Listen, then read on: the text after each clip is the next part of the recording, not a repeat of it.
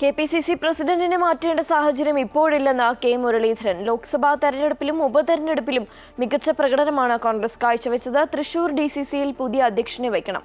Liaison കമ്മിറ്റിക്കും ചെയർമാനില്ല.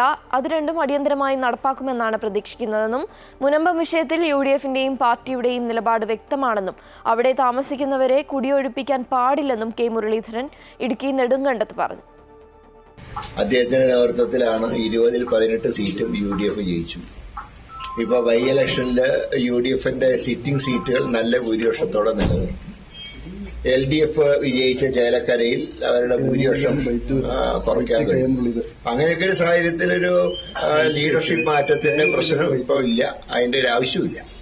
ഈ യുവതലമുറയെ നേതൃത്വത്തിലേക്ക് കൊണ്ടുവരണമെന്നൊക്കെ ചില ആവശ്യങ്ങൾ കേൾക്കുന്നില്ല. അല്ല, KPC പ്രസിഡന്റിനെ മാറ്റേണ്ട ആവശ്യമില്ല. യുവാക്കളെ കൊണ്ടുവരാൻ ഭാരവാഹികളുടെ ലിസ്റ്റ് ഒന്ന് പുനഃസംഘടിപ്പിച്ചാൽ മതിയല്ലോ. ചെറുപ്പക്കാരെ കൊണ്ടുവരാൻ പ്രയോറിറ്റി ചെറുപ്പക്കാർക്ക് കൊടുക്കണം എന്നാണ് എല്ലാവരുടെയും അഭിപ്രായം. ഈ പ്രസിഡന്റ് സ്ഥാനത്തേക്ക് യുവാക്കളെ കൊണ്ടുവരണം. ഇപ്പൊ പ്രസിഡന്റിനെ മാറ്റേണ്ട ആവശ്യമൊന്നുമില്ല. ഇപ്പൊ അദ്ദേഹത്തിന് നല്ല ആരോഗ്യമൊക്കെ ഉണ്ട്. ലോക്സഭ ഇലക്ഷൻ നയിക്കാനുള്ള ആരോഗ്യം ഉണ്ടായിരുന്നു. അദ്ദേഹം തന്നെ മത്സരിച്ച് ഭൂരിപക്ഷം കൂട്ടി അദ്ദേഹത്തിന്റെ. പിന്നെന്താ ആരോഗ്യത്തിന് കുഴപ്പമെന്താ? ഒരു കുഴപ്പമില്ല. പാർട്ടി കൊണ്ടു നടക്കാനുള്ള ആരോഗ്യമൊക്കെ നിലവിലുള്ള പ്രസിഡന്റിനുണ്ട്. അതുകൊണ്ട് തന്നെ ഒരു മാറ്റത്തിന്റെ ആവശ്യമുണ്ട് എന്ന് എനിക്ക് തോന്നുന്നില്ല. ഈ മുനമ്പം വിഷയത്തില് VD സതീശൻ പറഞ്ഞതിനെതിരായിട്ടാണല്ലോ KM ഷാജി ഇപ്പൊ പറഞ്ഞിരിക്കുന്നത്. അല്ല, അതില് ഒരു കാര്യത്തിൽ UDFന്റെയും പാർട്ടിയുടെയും സ്റ്റാൻഡ് വളരെ ക്ലിയർ ആണ്. അവിടെ താമസിക്കുന്നവരെ ഒരു കാരണവശാലും ഒഴിപ്പിക്കാൻ പാടില്ല.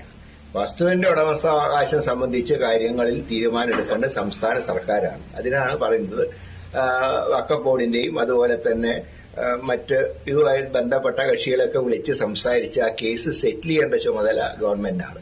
പക്ഷേ അവിടെ താമസിക്കുന്നവരെ കുടിയിറക്കാൻ ഒരു കാരണവശാലും ആരും അനുവദിക്കില്ല. അക്കാര്യത്തിൽ UDFും പാർട്ടിയൊക്കെ ഒറ്റക്കെട്ടാണ്.